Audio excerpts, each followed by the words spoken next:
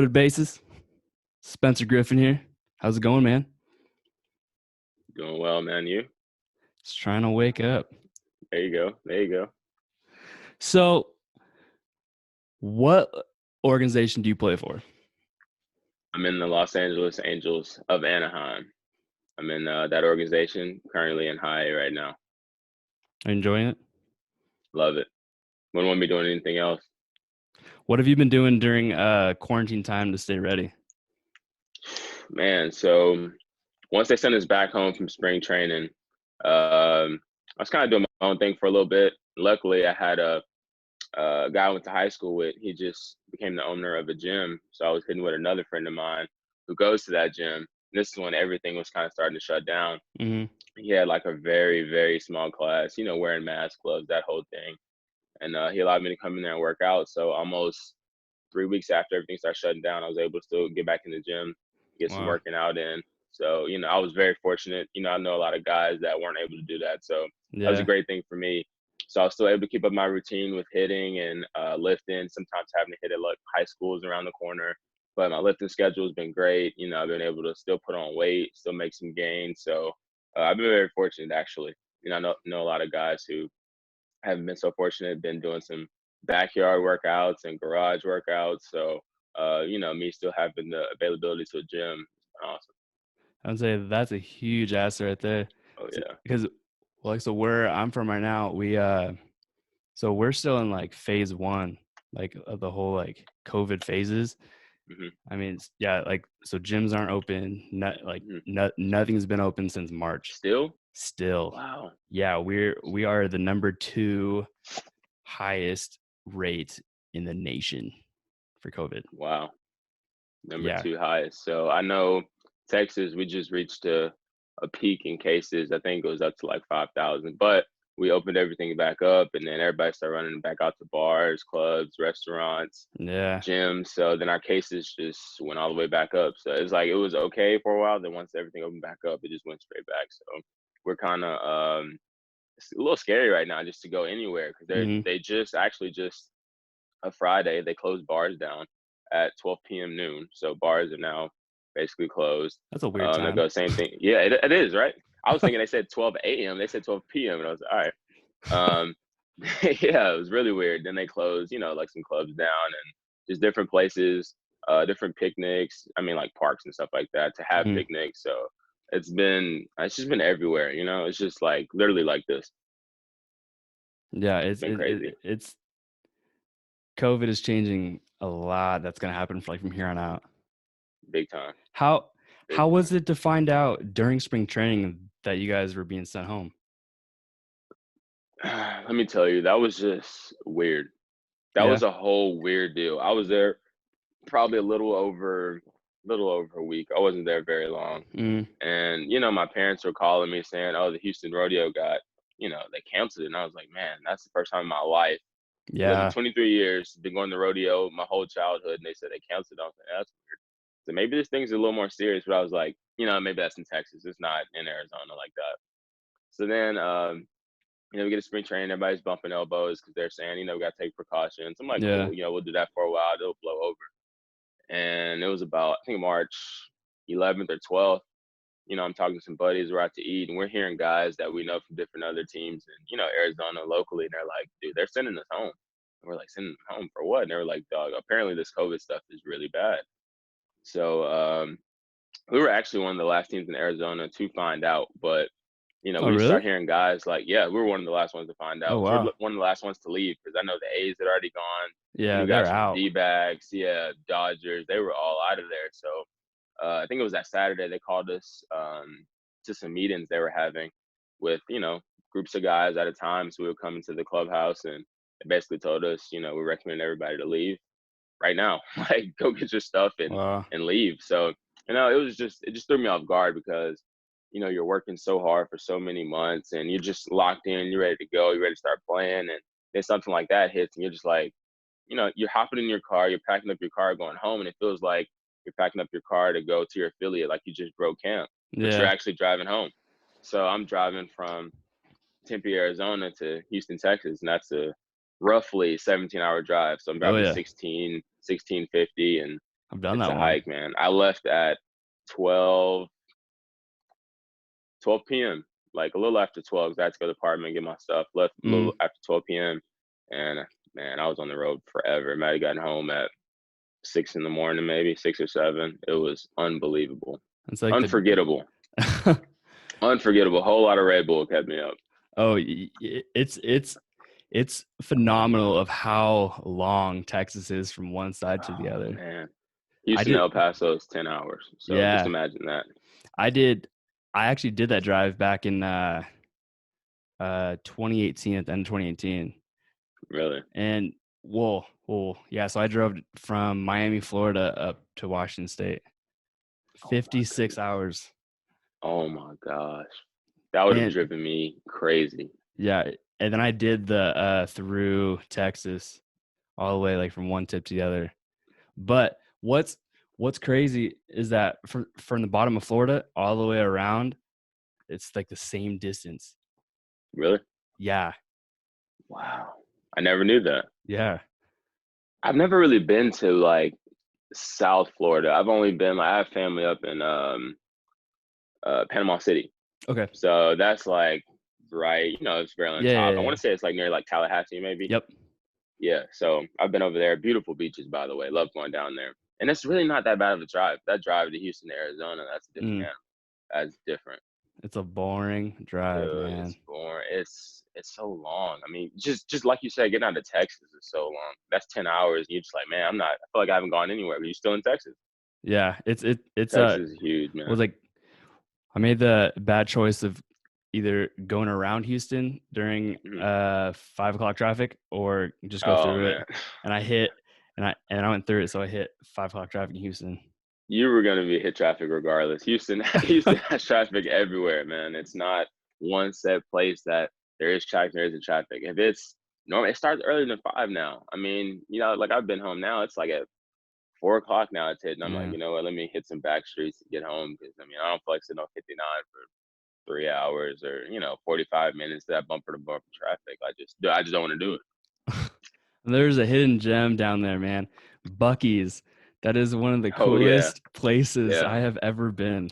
Yeah, Buc-ee's is awesome, man. I mean, it's huge. They got food in there, snacks, nice restrooms, anything you can think of. Anything you can think of. That's Yeah. why I love it. Like when you're traveling, it's an easy place to stop. And like, let me go to Buc-ee's real quick, grab some peanuts or some chips real quick, and the food is really good too. My brother orders the actual food because we had a Buc-ee's. So I went to a junior college, and down the street we had a Buc-ee's in like a little small town. So it Hmm. was it was awesome. Go down there, get some food sometimes because the food wasn't always great at the cab. So sometimes you go down there, get a little grub, and be on your way. So it was nice.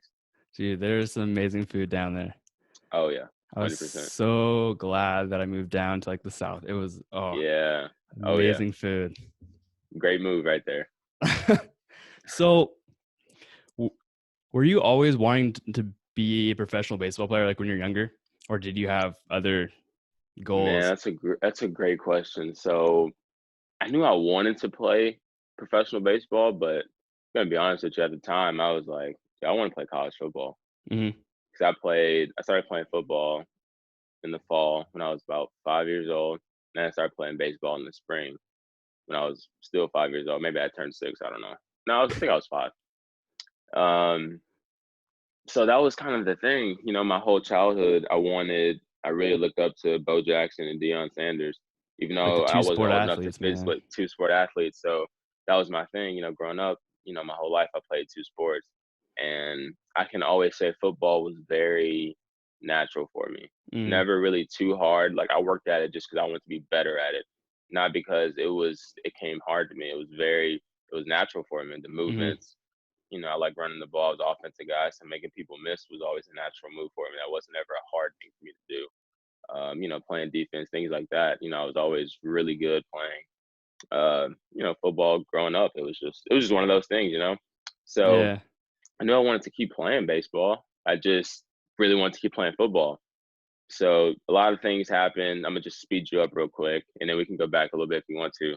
Uh, A lot of things happened going into late high school, playing football and baseball.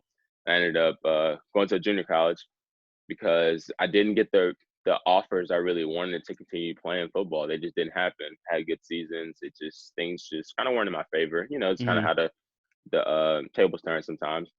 And that's when I really made the decision. My dad and a summer coach of mine really helped me make the decision. Rest is history, really.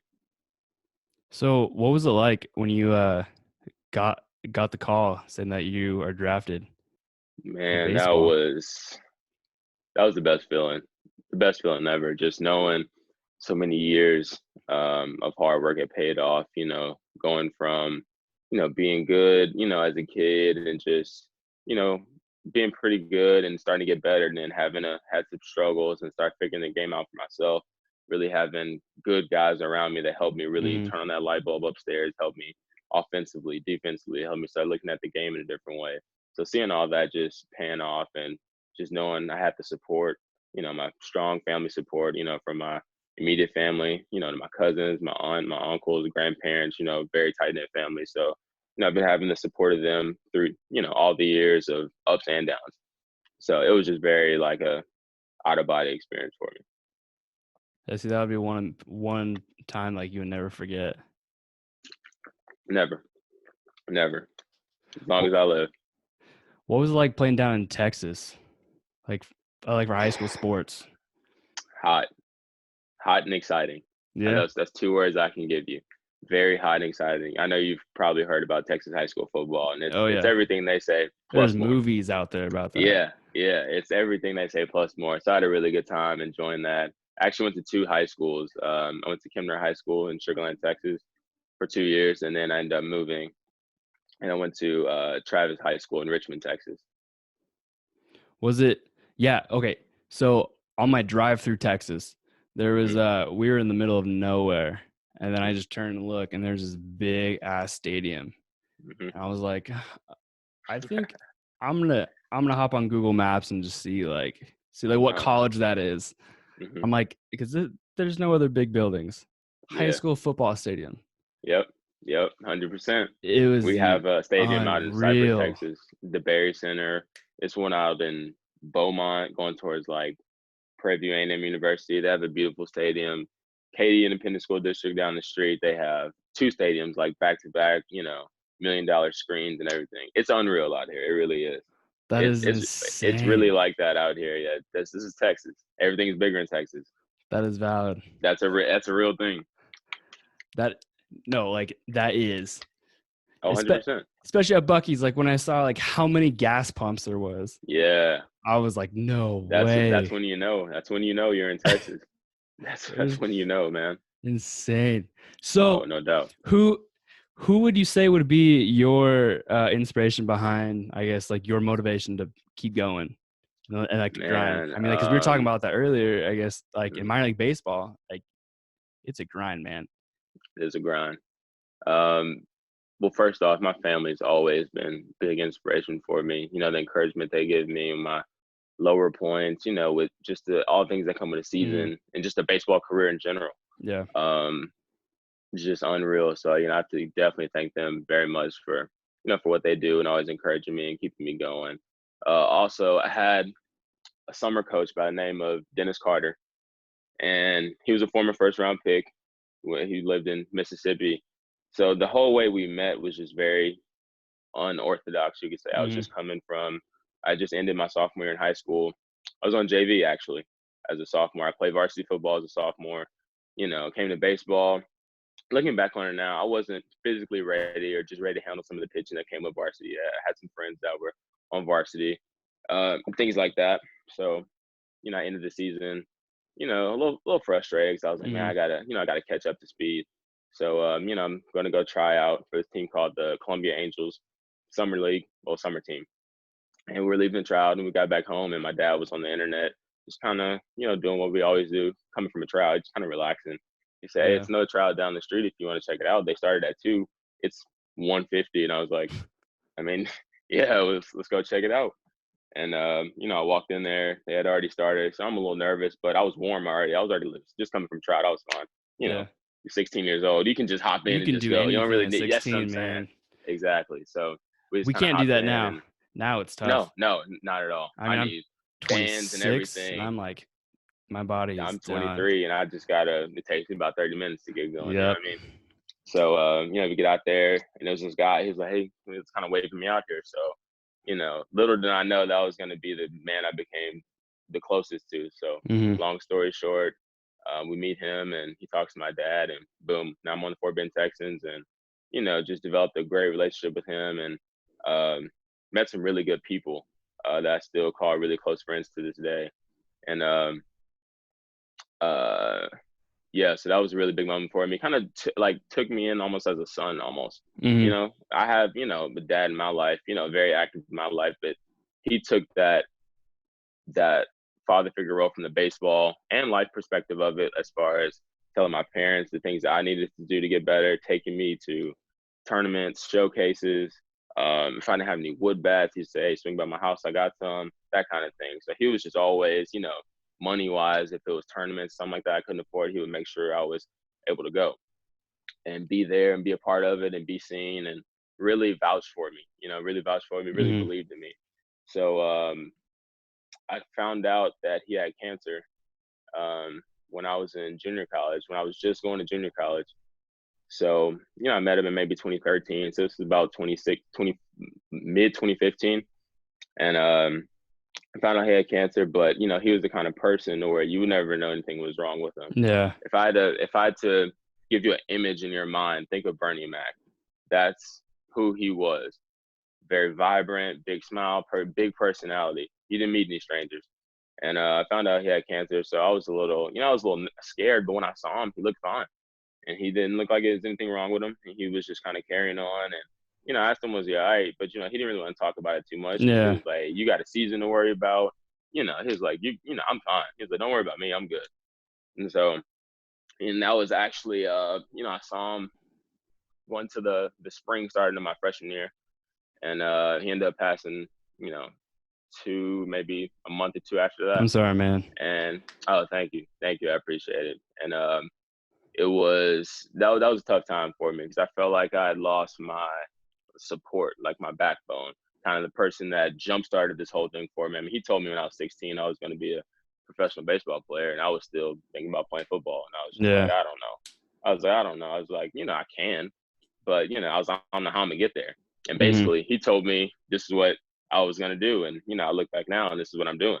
So he's been a huge inspiration for me. I actually got a new glove with his name embroidered on it, and I kind of keep him with me. Shin guard, elbow, Oh yeah. everything I can, just because he just reminds me every time I get on the field, really, because you never can repay somebody for so much they did for you and so much confidence. He had supreme confidence in me as far as talking to scouts. He'd be like, "Yeah, I got a guy. This is what he can do." And so it meant a lot to me just to know that somebody valued me that much. To somebody really Yeah. appreciated my game that much and saw like, you can really be something if you just, lock in. And so when I was telling you earlier, I had a coach and my dad, telling me to keep playing. That was him. That was Wow. him. So it's a beautiful story, and I hate that he's not here to see some of the things that I've been able to accomplish. But at the same time, I know But he's he is watching. there with you. Yeah. Exactly. No, He's very present with me.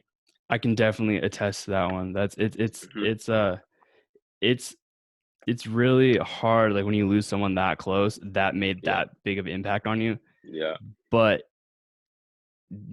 there's like little things that just like happen that remind you that he's with you. Definitely. All the time. No, All the it's time. So, I would, some things that kind of it chokes me up sometimes just because, I yeah. just miss him being here, I miss our conversations. We would drive to showcases and just laugh for hours. And he was, like I said, that Bernie Mac type Yeah. personality, big personality. So we would talk about everything under the sun. And, from, if tell me, stay clean, stay away from, drinking and drugs and all these things. And I just remember I guess his final few days on on this earth, I was playing I had a series to play, and I was playing against his secretary's son, junior Mhm. college, because we played together in summer ball, and he was like the leader of our organization in summer ball, and he had a secretary, and her son played in a different junior college, and we were playing against them. And she was texting my mom. She was like, "Yeah, Dennis, he keeps asking how Spencer's doing. He's laying in the bed fighting for his life, and he's still asking how I'm doing, making sure I'm okay. So, that kind of stuff means, That's pure means love, the world man. to me. It is. It is. And it's the most genuine love that I've been shown outside of my family. So, um, and I love that about him, and I thank him for him. So I keep him with me. That's one of my biggest inspirations. To answer your question, that's one of my biggest inspirations. It's crazy how like one person can make such an impact on someone's life. And you said impact. I didn't really know what impact meant until he stepped into my life, and now I look at him just like an angel who's just kind of guiding me where I needed to go, and Yeah. just kind of put me on a path. And now I'm doing what I'm doing. He told me this when I was 16. I knew I wanted to do it. I just didn't know how I was going to do it, because a lot of things that happened later in high school, baseball wise, I was having.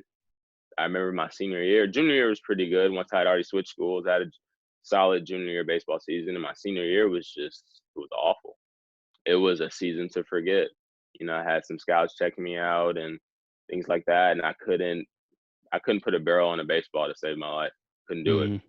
And that was a very tough time for me, because you're a senior in high school. You're expected to just kind of be going through the motions at that point, hitting, fielding, throwing. Have a chance to be drafted. Let me go ahead and showcase some stuff. And it was the complete opposite for me. And it got so bad to the point where middle of the season, I wasn't even starting anymore. So I'm, Wow. 18 years old. I'm sitting on the bench. I'm watching sophomores play. I vividly remember that, sitting on the bench, just like in a daze almost. Like, what is going on? Like, what? Why can't I hit? Confidence was just shot. That was the first time I ever really dealt with something like that. So I didn't really know how to react to it. So mentally, Mm-hmm. I was in a funk. I was tired of school. I was ready to go to college. I was like, I'm done with it. I was like, I can't do anything else. I was like, I was telling my dad and Coach Carter, I was like, if I can't hit high school pitching, no way I'm going to hit junior college pitching. So See, after the season, like, I isn't wanted that to, I wanted to, weird? yeah, I mean, well, like it's weird, like how but that right there is baseball. hmm That is the it game of is. baseball, though. That's how it goes. And I had some different issues with some coaches, and just a Mm, lot of yeah. a lot of weird things just started happening. And so it got to the point where I was just mentally and physically, I was done. So after the season, I was ready to quit baseball altogether. I didn't really want to play too much more, because I was telling my dad and Coach Carter, like I was saying, I was like, if I can't hit junior college pitching, I mean high school pitching, I have no shot in junior college. And they really, pressed into me and told me I could do it, and really encouraged me, to keep playing, the junior college. So I spent the whole summer, just trying to perfect my swing, and just hone my craft every morning, hitting for hours. I would take my mom. I didn't have a car, so I would drop my mom off at summer school, and I would go Mm-hmm. to the cages around the corner. And I would hit hour and a half, and then go pick her back up, and she would drive home. So, I really wanted to improve my game. So by the time I got to Warden in the fall, I stepped it up a tick, and it's kind of been on since there. Just production wise, just kind of kept getting better. That's when I really became like a student of the game. I Mm-hmm. was never really a student of the game before that. I always liked it, but I was always athletic enough to just kind of do it. But once I hit that junior college point, I knew I was gonna have to do something different as far as how I went about the game to take that next step. So Well, that was a big thing for me. you were on your way, man. Thank you. You're doing it good. Well, okay. Do you have any advice for the listeners who, I guess, who are considering like to give up a dream? What would you tell them? Never, never do it. Sometimes those emotions, those feelings that come with struggling, diversity,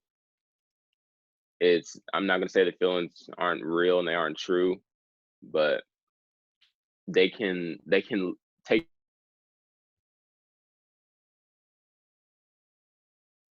Oh, froze.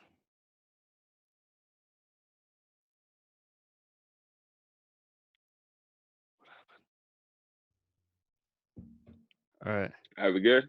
Yeah, we're good. All right, all right. It's technology, man. It happens. Dude, actually, I think it was I think my wife hopped on Netflix. So so I think that's what Oh, happened. She oh, knows. I got you. I got you. Okay, so let's Yeah, but so let's redo this. Okay. yeah. Okay. Yeah, because this is the beauty of doing this. I can edit anything. Oh yeah, that's perfect. I That's can perfect. I can make you say anything. Okay, Just make me say the right stuff. All right. I got you. So if you had any advice like for the listeners who have a dream but are considering quitting, what would you say? Never give up. Just don't quit. The best things in life or the beauty in life. Sometimes a lot of people have, easy ways to get things. But when you get something and you know that you grinded for it and you worked for it, it hits different. I'll put it that way. So never give up on your dream, whether that's, athletically or in whatever field that you're trying to pursue. You never give up. Um, if you're passionate about it, I never quit on it. I was passionate about the game of baseball and I felt like I wanted to quit too. And we all hit that point mentally sometimes where things just aren't going right. So you want to give it up. You just want to quit. But you got to have something in you that's telling you not to quit. And for me, I had people around me telling me not to quit. I had Coach Carter, I had my mom, my dad. Um, I had good people. I'm a big faith guy, so I prayed a lot, and I knew in my heart that wasn't what I should do. So I just tell everybody, if you think about quitting, you wanted to quit, don't quit. Just keep working. That's the best way I can put it. You got to keep going and keep working and keep pushing. You have to. That's necessary. Anything you do, your dream.